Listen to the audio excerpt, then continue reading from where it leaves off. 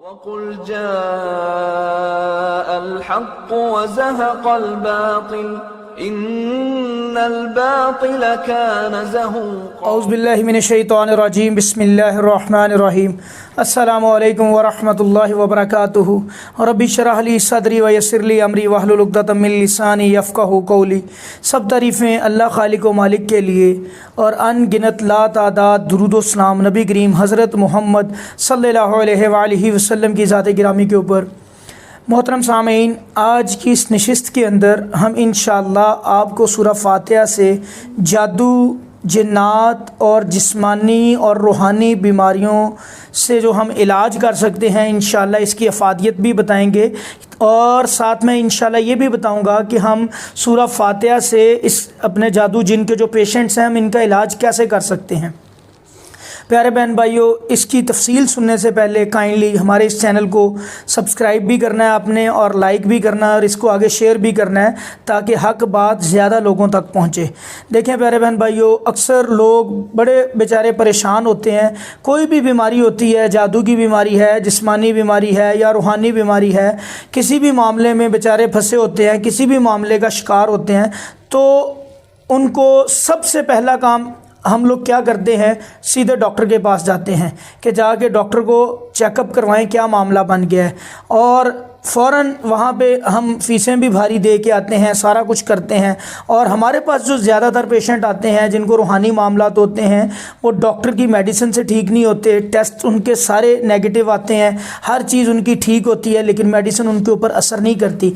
लेकिन अल्लाह का कुरान ऐसी चीज़ है प्यारे बहन भाइयों कि जो मेडिकल के जो मरीज़ होते हैं, मेडिकली जो बेचारे परेशान होते हैं, यानी कि जिस्मानी मामला जिनके साथ होते हैं, अल्लाह का कुरान जब उनके ऊपर पढ़ा जाता है अल्लाह की ज़ात उनको उनके इन मामलात से भी शफा दे देती है। जैसा कि कैंसर पेशेंट अल्लाह के फजल से ठीक हो जाते हैं, हार्ट के मरीज़ ठीक हो जाते हैं सूरह फातिहा को पढ़ने से, सूरह रहमान को पढ़ने से।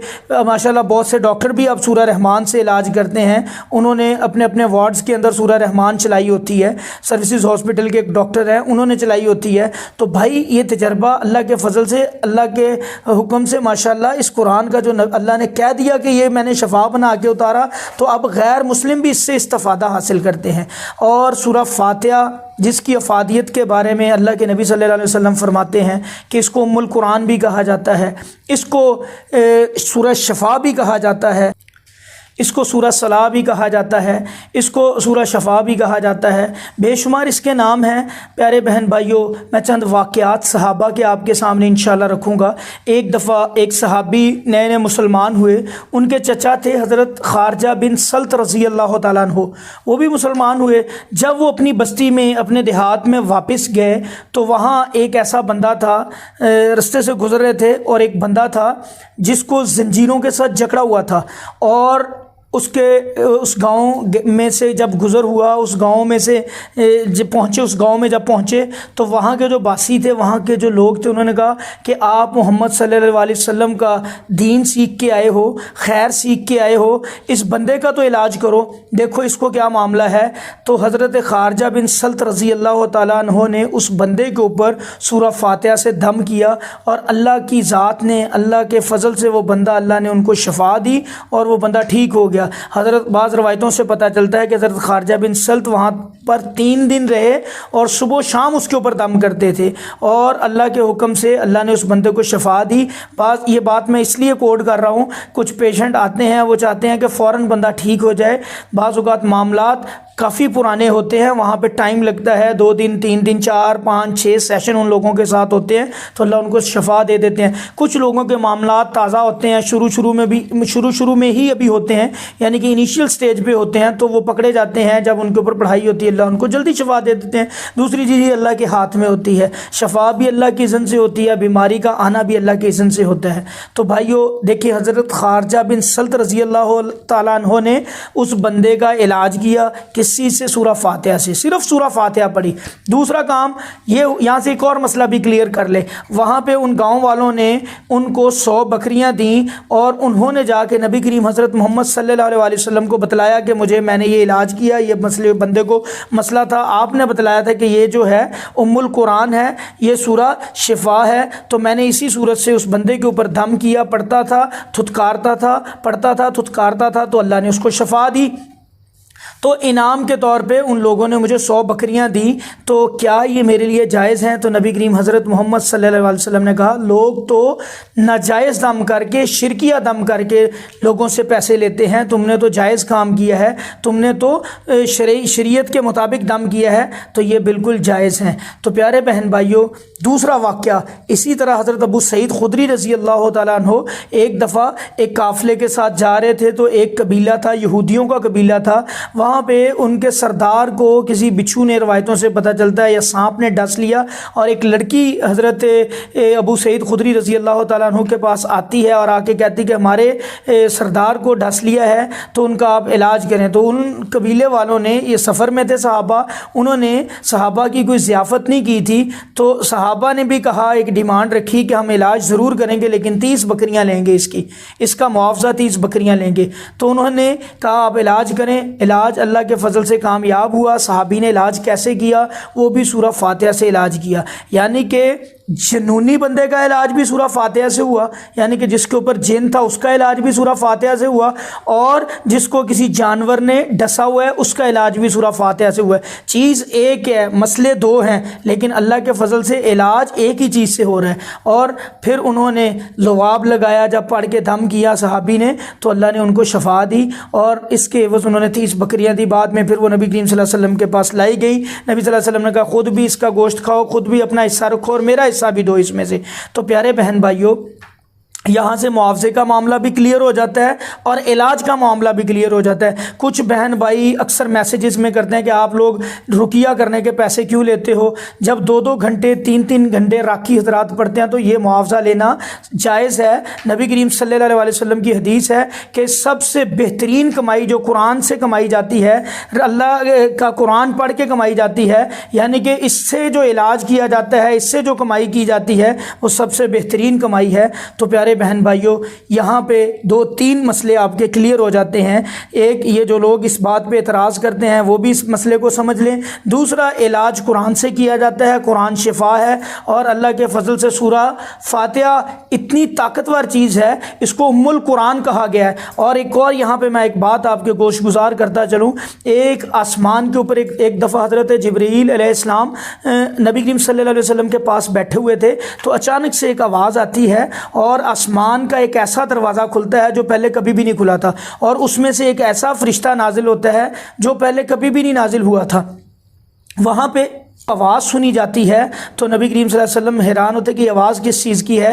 वो फरिश्ता आता है और सूरह फातिहा, हज़रत जिब्रील अलैहिस्सलाम बतलाते हैं कि अल्लाह ताला ने आपको 2 नूरों से नवाजा है, एक नूर सूरह फातिहा और दूसरा नूर सूरह बकरा की आखिरी 2 आयात। प्यारे बहन भाइयों, इस सूरत को उम्मुल कुरान कहा गया है, और ये कुरान की माँ है, यानी कि इसके अंदर कुरान मजीद का सारा खुलासा पड़ा हुआ है इस सूरत के अंदर, और बहुत अजीम आयत है। इसकी एक और हदीस, ये जो सूरह फातिहा बहुत अजीम सूरह है कुरान मजीद की। यहाँ पे एक दफ़ा एक सहाबी थे अबू सईद रज़ी अल्लाह तआला अन्हु, वो नमाज़ पढ़ रहे थे। नबी करीम हज़रत मोहम्मद सल्लल्लाहु अलैहि वसल्लम उनको बुलाते हैं कि मैं तुम्हें क्या एक चीज़ ना बतलाऊँ, मेरी बात सुनो। वो सहाबी अपनी नमाज़ को मुकम्मल करते हैं। नमाज़ मुकम्मल करने के बाद जब नबी करीम सल्लल्लाहु अलैहि वसल्लम के पास आते हैं, तो नबी सल्लल्लाहु अलैहि वसल्लम उनसे क्या कहते हैं कि तुम्हें किस चीज़ ने देर की? वो कहते हैं या रसूल अल्लाह, मैं नमाज़ पढ़ रहा था। उन्होंने कहा जब अल्लाह और उसका रसूल बुलाएं तो फ़ौरन उनकी बात पे लब्बैक को, उनकी बात को सुनो फ़ौरन।